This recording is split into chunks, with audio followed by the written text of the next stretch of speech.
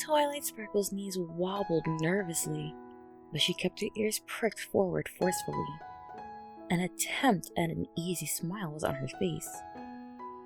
Her wings itched with their newness. Shadows of canterlot spirals sliced up inside of the carriage. Each new one that cut by was a new flutter of butterflies in Twilight Sparkle's stomach. Tea with her princess was hardly uncommon, and far from her cause of nerves. Ponyville was another home to her, but an excuse to visit Princess Celestia was one she would take, and gladly. Her parents loved her visits too, of course, but it was always Princess Celestia who was her biggest drawback to Twilight Sparkle's home city. Her princess. There was no other way Twilight Sparkle could find to refer to the princess. Could really find, that is. Princess always felt like it was as much of her name as Celestia was. And yet, Twilight still could only skirt around that name sometimes. Forget that she was an alicorn, and not an alicorn. Calling the princess by her actual, technical name felt so wildly inappropriate that Twilight Sparkle might faint, which would certainly be no good. Not with everything else going on. Even when she was nervously tapping her elves together in the back of an elegant guard-drawn carriage, Twilight Sparkle knew that there was always time to sort. Yes, even when her sorting was through knotted emotions and an unclear mind, it always had to be done. It was inevitable, really. That on a day like this, she would let her thoughts stray to princesses. She was a princess, but not the princess that the others were. She was in a tree and participated in municipal functions alongside the mayor when there were no hero errands to be done for her princess, the mayor of mirrors in Twilight Sparkle's eyes. Cadence was the shining hope of an entire empire, a holiday encounter aside, and it could be safely said that she barely knew Princess Luna. But Princess Celestia wasn't like any of the others, except in a matter of taxonomy and shared blood she had with Princess Luna. The sun goddess lived in Twilight Sparkle's heart as her princess for as long as Twilight Sparkle had known her, in one way or another. Twilight Sparkle had little to no option on tea. If it was set out in front of her, she would always have it. Perhaps it was one of those things that her friends deemed a canterlot habit, but tea was among the top drinks of leisure in Equestria. The encyclopedia of punch bowls and pastimes had assured Twilight.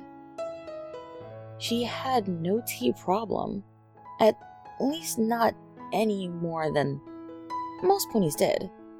Tea drinking was polite, as Rarity would affirm, and it was doubly so when offered by the warmest, favorite hostess Twilight Sparkle could have.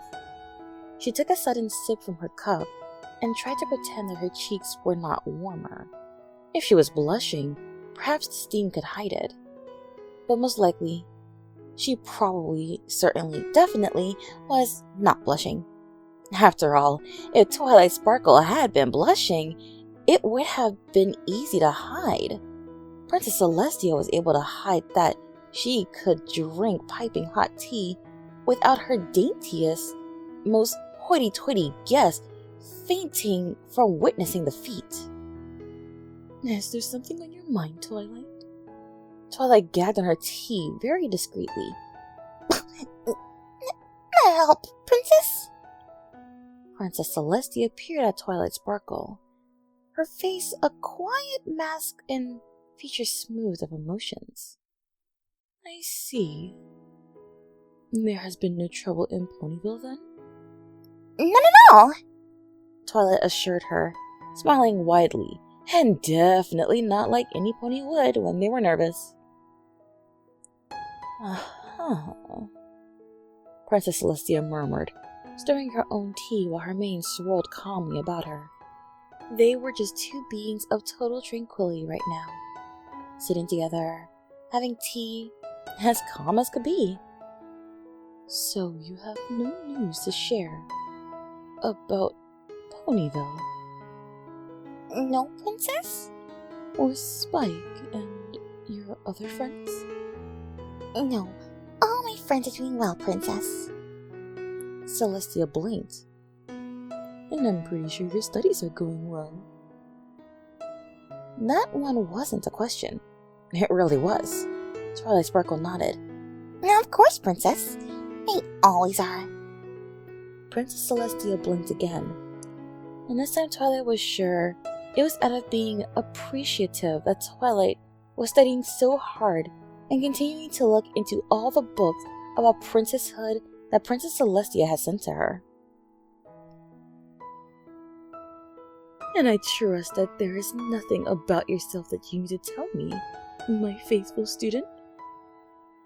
Twilight knew it was the steam from her tea that was giving her a subtle inferno of a flush. Actually, Twilight began very, very carefully, keeping her voice smooth. I did have a little something that crossed my mind. Princess Celestia paused, looking over Twilight Sparkle in her brief moment of silence. You did, huh? Yes, Princess. Twilight whispered, foreheads wriggling. You see, I really wanted to tell you how much I like you. Her own smile grew exactly 3 times more nervous when Princess Celestia followed the tilt of her head. And I like you very much as well, my faithful student.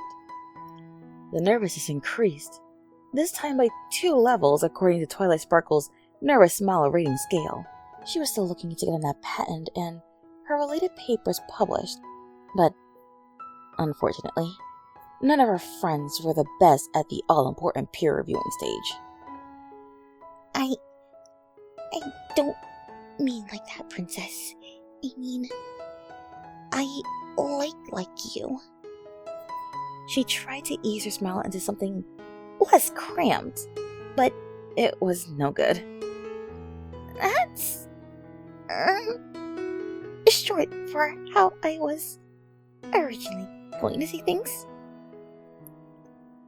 Oh my, murmured Princess Celestia, stirring some sugar into her hot tea. Who dissuaded your original plans? Spike, Twilight Sparkle said, and immediately afterward felt she spoke too quickly. Her wings rustled with sudden discontent. Though he didn't mean to, he just didn't like my essay detailing the extensive research process between confirming my, Twilight Sparkle swallowed. bisexuality and its relation to you. I even had a dissertation prepared about every reason why you are indeed the most beautiful mirror ever, and Spike wouldn't let me get past the 44th page.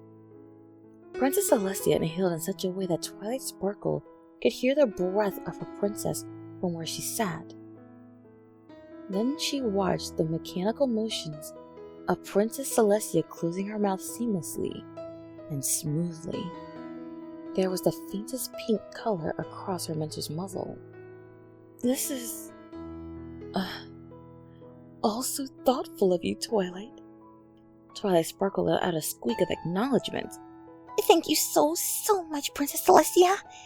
I put blood, sweat, and so much coffee into thinking of all the ways to quantify my love for you.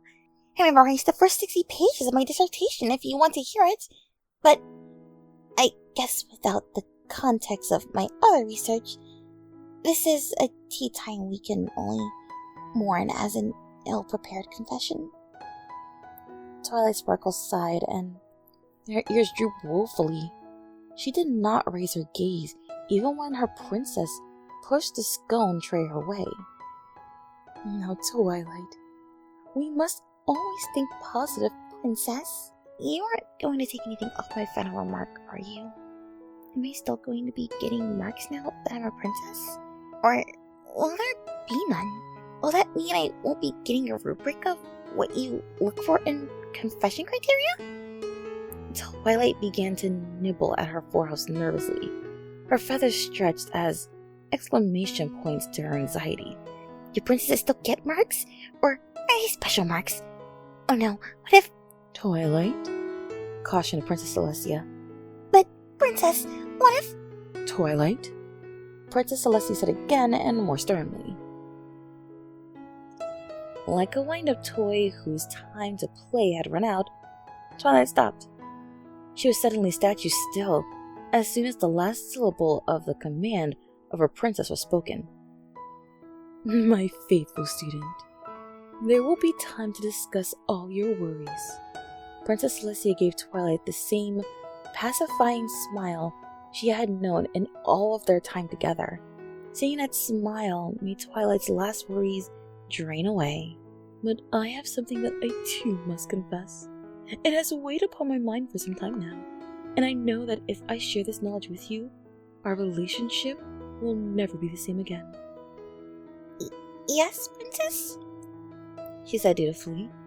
Twilight knew that nothing Princess Celestia ever did or said could be bad for her, and all the time she spent in Ponyville taught her to always be there to listen to others. Two gold-clad forehosts folded themselves solemnly on the table. Princess Celestia's massive composure was still so perfect for a mare who hinted at such uncharacteristic nervousness. She looked at Twilight directly, her face light like dawn and serious as the grave. I am a flaming homosexual. Support me on Patreon. Subscribe and make sure to ring that notification bell to know when I post new content. And please, feel free to join the Lotus Garden. Links in the description. Thanks for listening, and look forward to more. Good night, every pony.